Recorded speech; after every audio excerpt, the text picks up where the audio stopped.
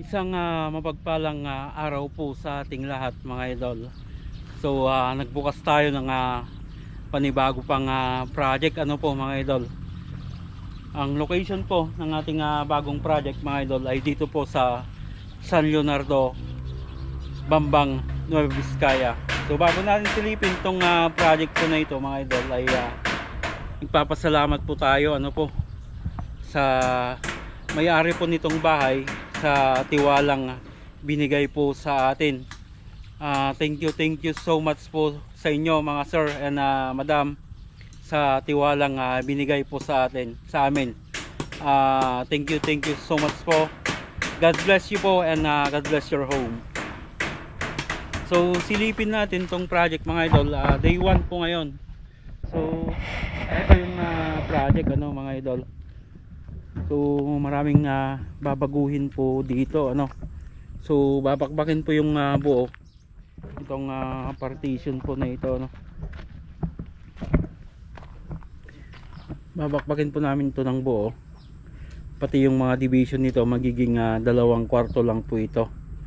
And then luluwangan din po ito.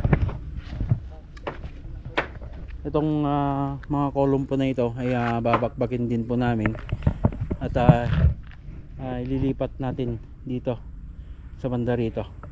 Papaluin natin magiging 7 meters po yung luwang nito. 7 meters by 9.70. Sasagad natin hanggang doon sa likod.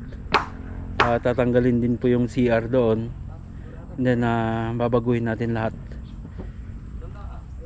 Yung matitira lang dito mga idol na hindi mababakbak ay yung part po doon sa may left side elevation. Pero ito lahat mga idol ay mababakbak po yan lahat. So sa ngayon mga idol wala pa naman yung ibang materyales. Yung bunkhouse muna yung aming inaasikaso dito ano, para yung tambakan ng ating mga gamit saka materials.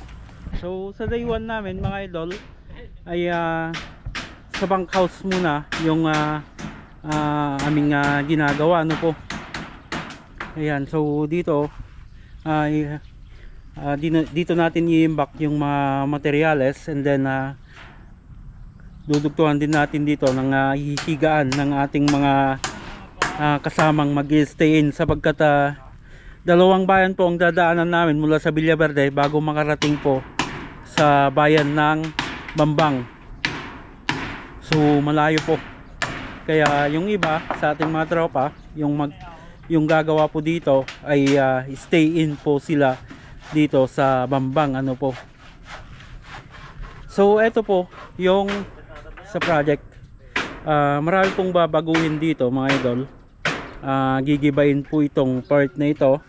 Yung partition dyan sa gitna gigibayin po. Then ito gigibayin din po. Then yung partition ng mga rooms mga idol magiging 2 kwarto lang po kasi ito. Gigibayin po ito. Hatiin po namin ito dito. Then dito sa part ng extension mga idol, dito natin lalagay yung sa ano natin sa CR po is part doon, and then laundry area, then part po dito ay kitchen.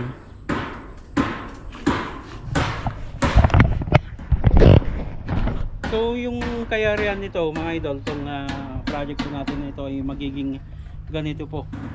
So kinuha lang po natin sa sa Facebook po yung picture na yun po yung gagayahin natin, yun naman po yung present natin. Then yung floor area ay ito po yung floor area ng gagawin nating bahay ano po. So sa demolition mga idol ay sinulan na natin yung demolition ano po. So gigibay naman po ito sa simulan na. Yeah.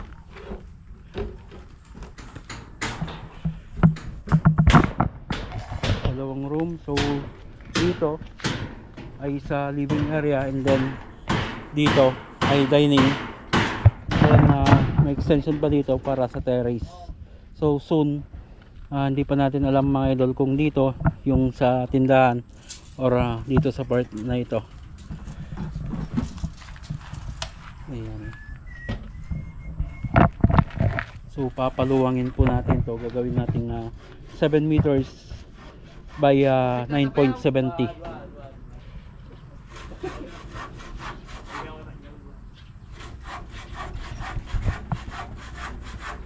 Alin yung tatipon natin sa pagkatipon.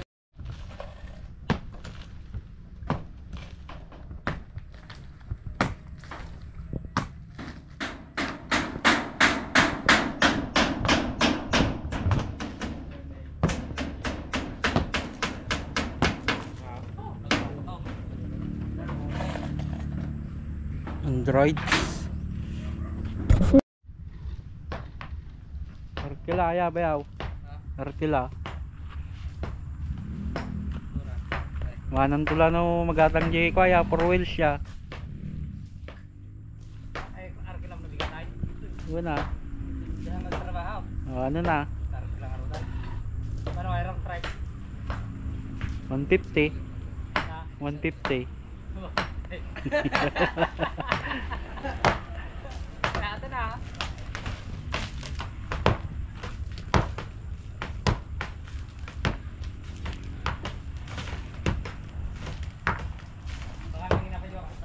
Turay no kaya nala ko may pagamit agin na Terex na ya.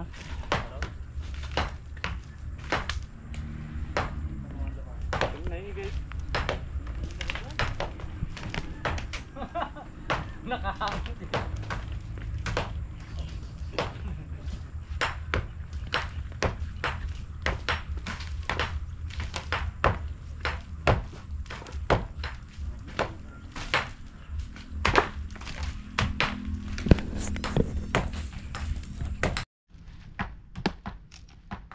Iyan o mga par, ilang araw ginawa,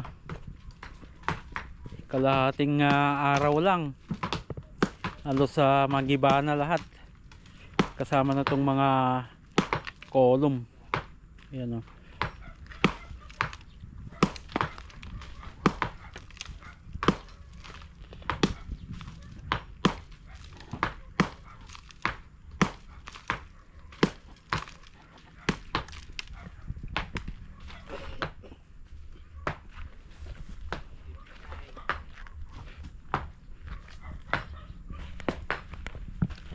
So ito yung dating layout niya no mga idol.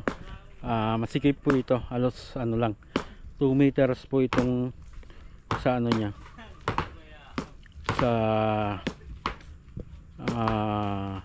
pinakasalas niya. So yung nakabili po dito ay gusto pong paluwangan.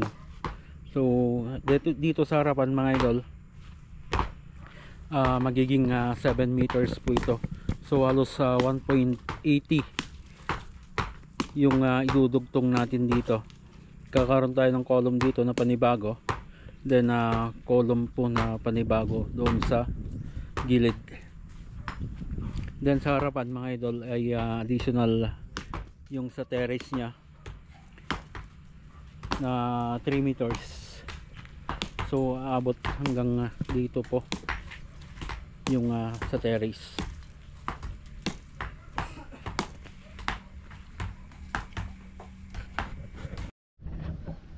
Yun o mga idol. So half day lang, wala pang half day na pag bakbak dito, pag iba ay halos magiba na po lahat ano. So yung dati mga idol ay interlock naman po lang naman po kasi dito sa partition nya, kaya madaling gibain. Then malambot itong hollow block na ginamit, madaling madurog yung sa hollow block. Kahit itong mga column nila mga idol, kita natin dito sa column ilang ano lang to, saglit lang na ginawa, halos maputol na. So itong kaibahan mga idol, pag may halong G1 yung ating mga halo ano, madaling madurog kung purong S1 lang. So halatado naman mga idol na purong S1 lang yung ginamit na nila dito, no. Although mabato yung S1, pero iba pa rin mga idol yung tigas ng concrete kung may halong G1 o mga bato. So halos saglit lang po ito na ginawa, halos maputol na itong madurog na itong isang column. So standard naman ito mga idol para sa bungalow type. Pero ang kaibahan lang mga idol ay wala kasing walang mga bato, walang G1 itong halo nila. So mas matigas pa rin kung may halong bato. Yun mga idol, so abangan nyo po yung tropa sa pagpapatuloy ng aming trabaho, bagong project dito sa San Leonardo, Bambang. So bungalow type po itong gagawin po namin dito Ayan. So bago natin tapusin yung ating video ngayong araw mga idol ay magpapasalamat po ulit ako sa may-ari po nitong bahay sa tiwalang binigay po sa tropa. So hanggang dyan mga idol, lagi tayong mag-ingat at God bless po sa ating lahat.